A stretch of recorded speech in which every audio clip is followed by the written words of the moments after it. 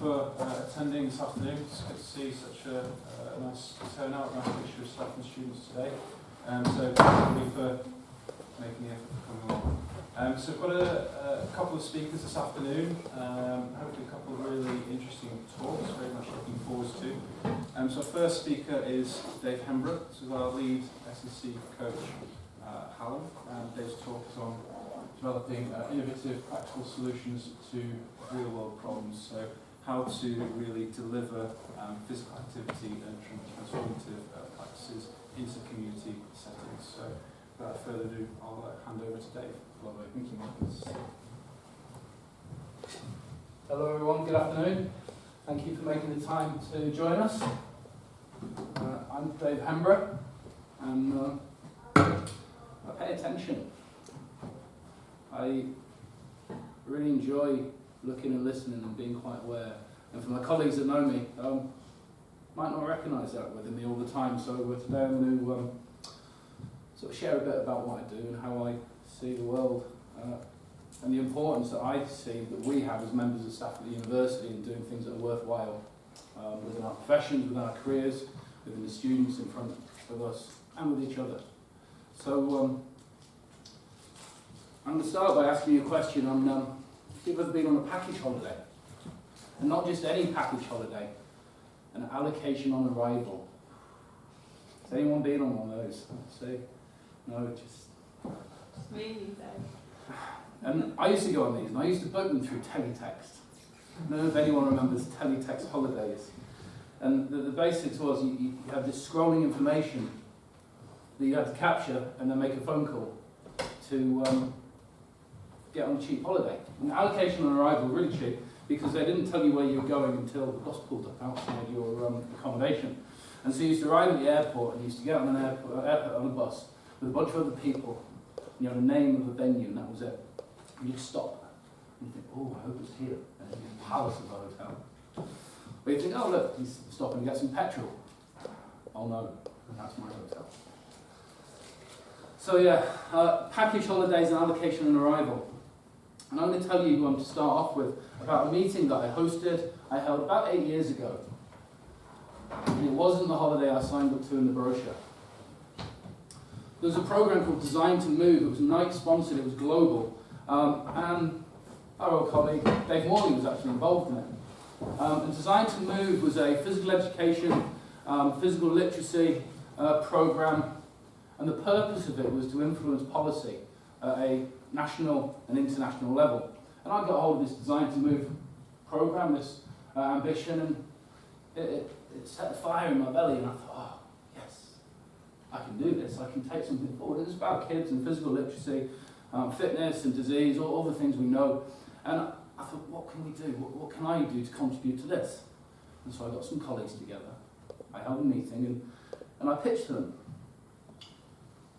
And I pitched that we should run a program, we should engage community, we should deliver a program in our facilities, we should make a difference with our students.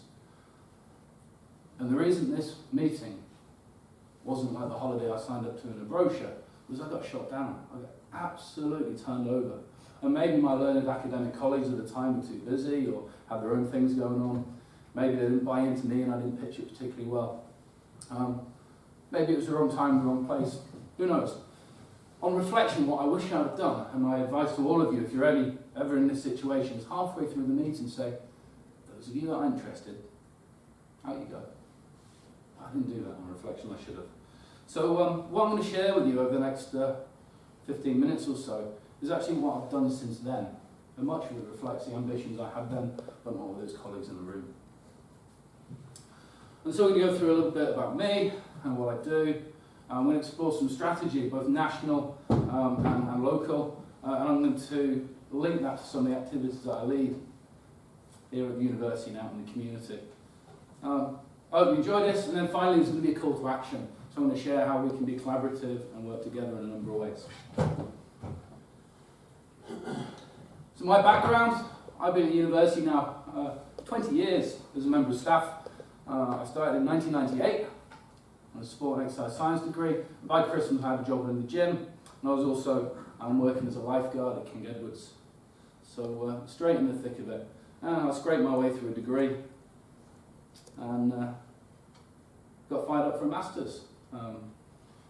Very fortunate to get through sport therapy and rehab masters, and I got a job with Professor Maynard, working a few days a week. That job turned from a few days a week into a full-time job, into a temporary contract into a permanent contract. And I was really, really lucky in the career that I had. And it's a lot of activities our students now have aspirations to achieve, working in professional sport, working in performance environments. And just a list here of examples of contracts and programs I've delivered on. You have some highlights going to the 2012 Games with Joe and the rest of the team here. Winning medals at Commonwealth Games. Training some world champions. But what I found as I did that is that for myself as a practitioner, as a person, it wasn't as rewarding and as satisfying as what I expected it to be, or what I was really looking for. Funny enough, it was like going on a nice holiday, not the allocation on arrival. So it was a nice, well, it was experience, but afterwards it was short-lived and the memories sort of faded. And I realised as a person I wanted to make a difference. And so the things I spend my time doing now with the knowledge and the skills that I've built up through the opportunities in sport still remain somewhat in sport, but in a number of other programs. And I'd say I was a strength and conditioning coach that became a weightlifting coach, and now I'm a coach with a social cause. I'm going to tell you a little bit about some of these programs. This is how my career has developed and progressed and moved in some exciting ways. We'll talk a little bit about strategy, from national to local. And we're going to do that if you can get your phones out through Mentimeter. So if you can go onto your web browser, search Mentimeter, and there should be an option for code.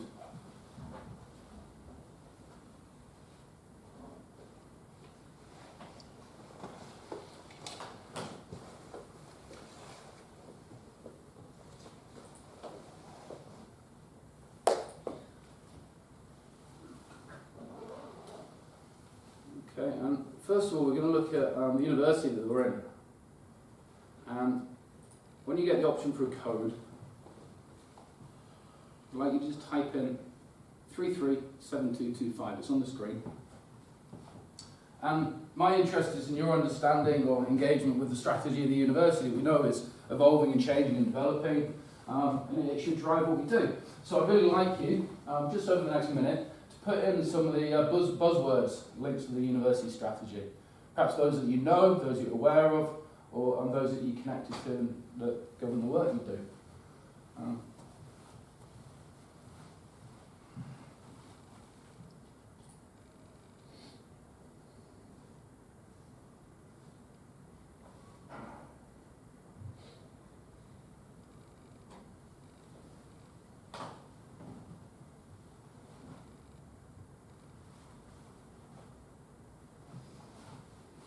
Beautiful. So now we know that some other people pay attention top of the class. For those that perhaps are a student or less familiar with the strategy, the change and development strategy, these are some of the words that just drive what we do, drives the purpose of the university.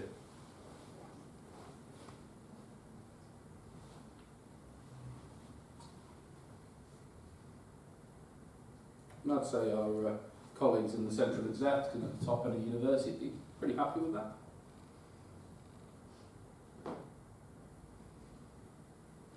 And we do the same again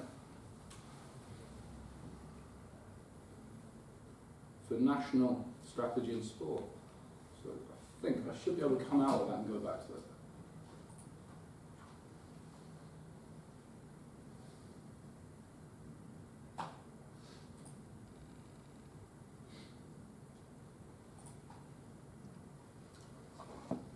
And if you now refresh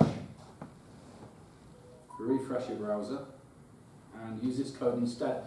And rather than university, look at the national sport and physical activity strategic priorities from Sport England, from UK Sport, from Public Health Domain, whichever you're close to.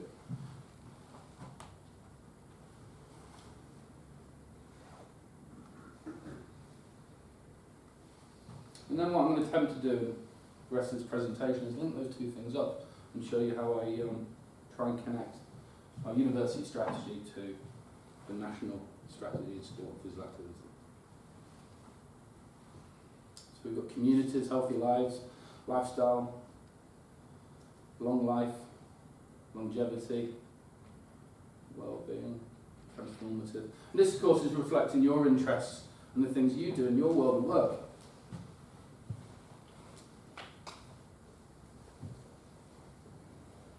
Move more, wisdom and autonomy, ageing, engagement.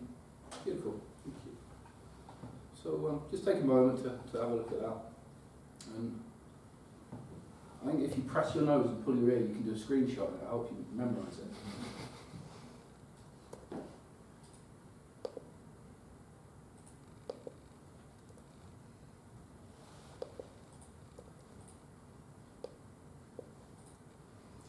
So we've just had a look through Mentimeter, what you guys know, what you guys think around our local strategy and purpose at Human National. So here's Sheffield Hallam. This is our strategic themes and ambitions. I'm not going to read these to you. I'm sure you're pretty familiar with them to a certain extent.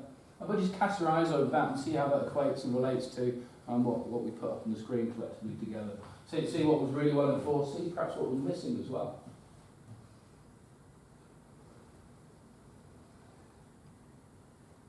And for those of you that saw the VC talk recently, he gave quite a strong and engaging, inspiring talk and brought a lot of these to life. And certainly I was in the audience thinking, yeah, I'm buying into this.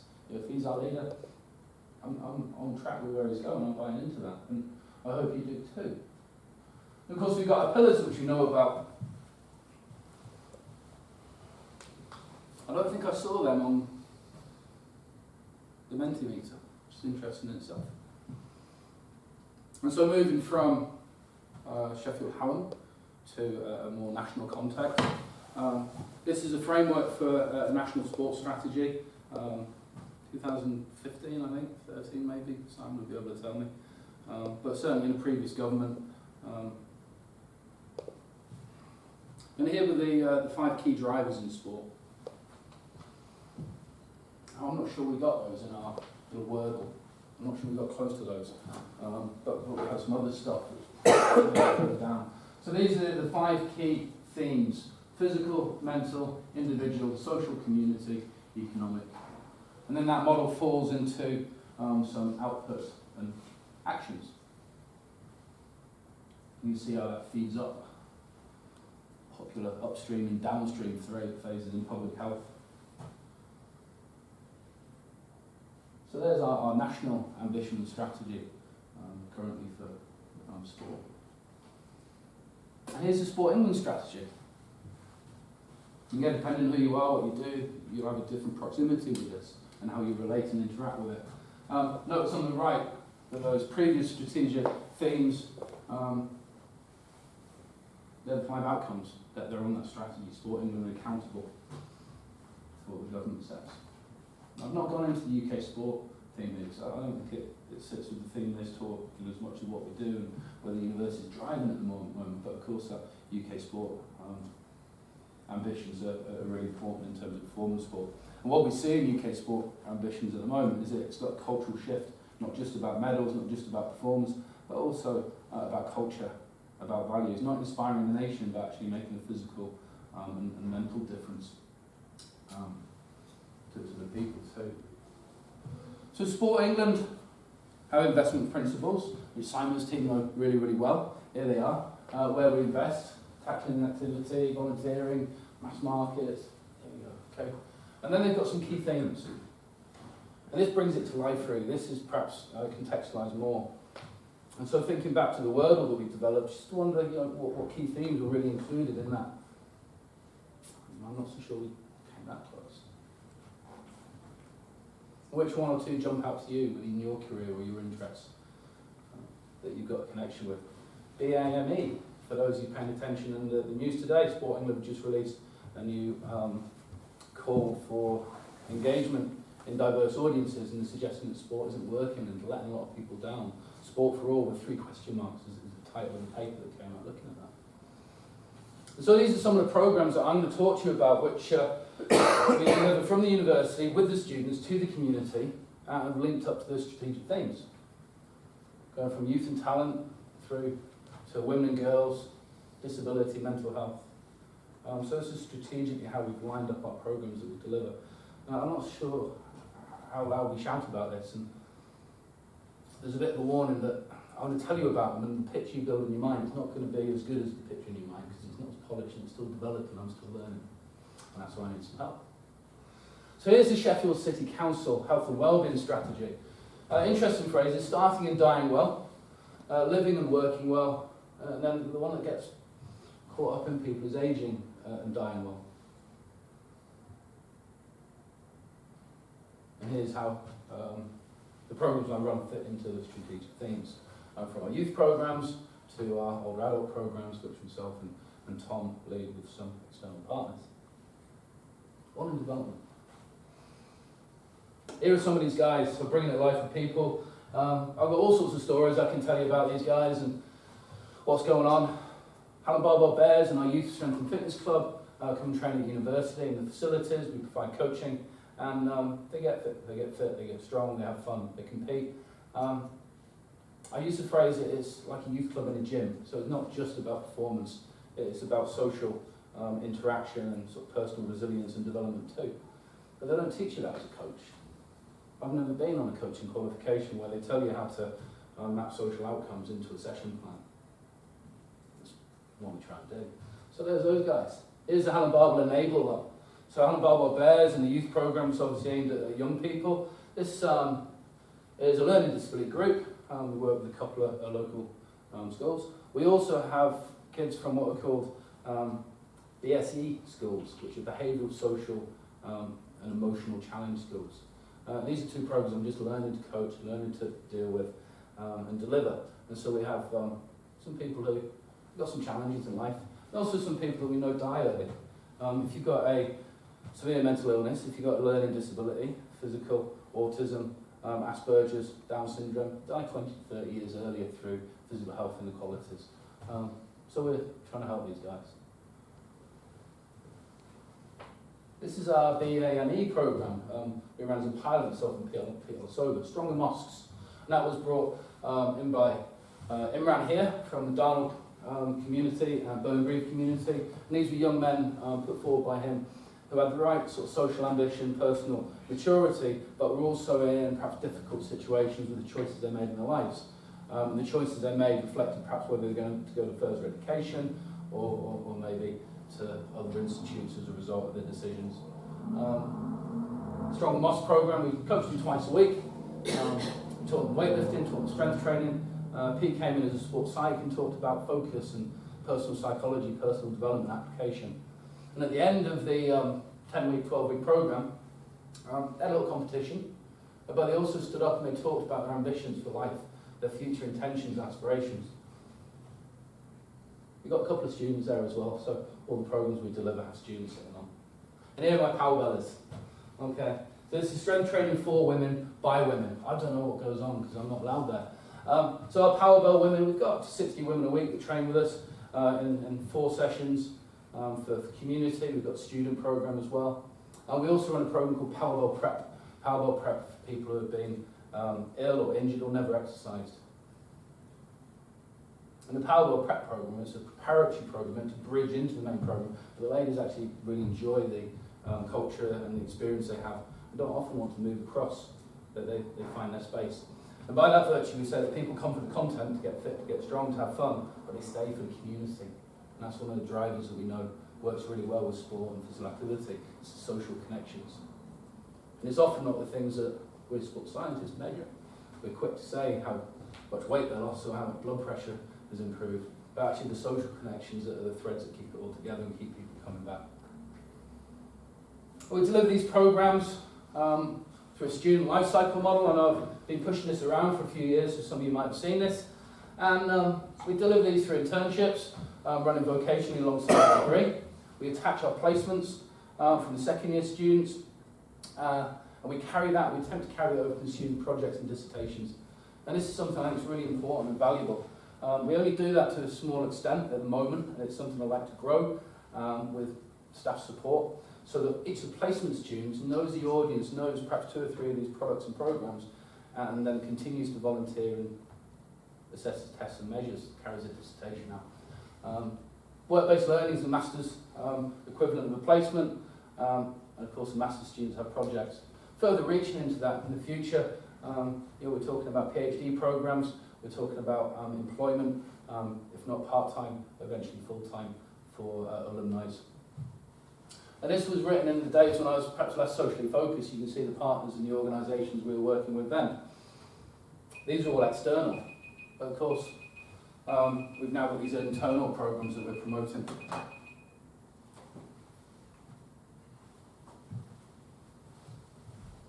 Here's a delivery model. So we've got a progression of junior, senior, lead, and then managers in each of the programs. So theoretically, each of the programs should have some of our students supporting it, moving through a voluntary to a paid process. And so we've got Powerful, we've got Mindfully Strong, which is connected mindfulness and physical activity for positive mental health.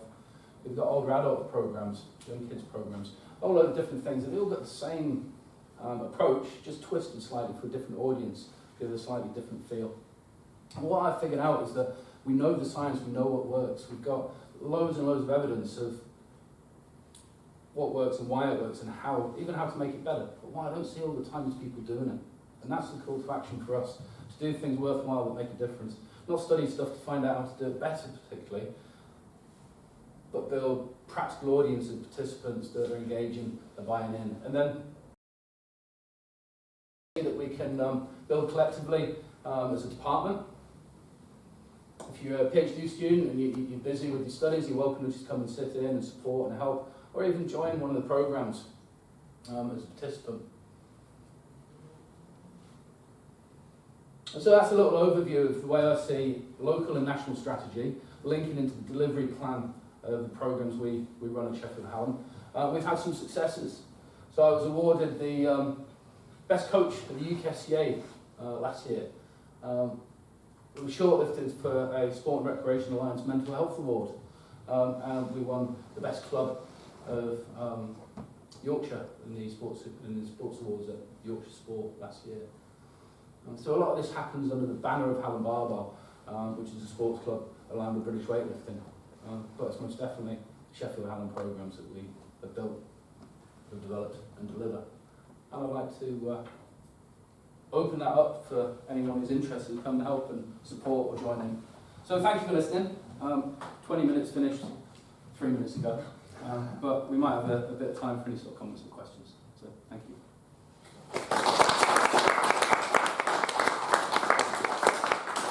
Guys, any questions for Dave very quickly?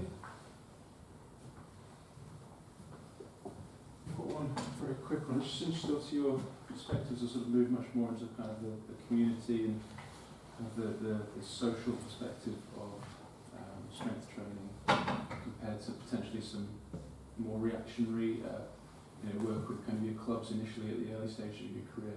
Just wondering, again, looking at the strategies and funding that are available now, is that a thread that is following? Is it something that you need actually these programs to exist with these societal causes attached to them to help improve the work that we can do in this type of area?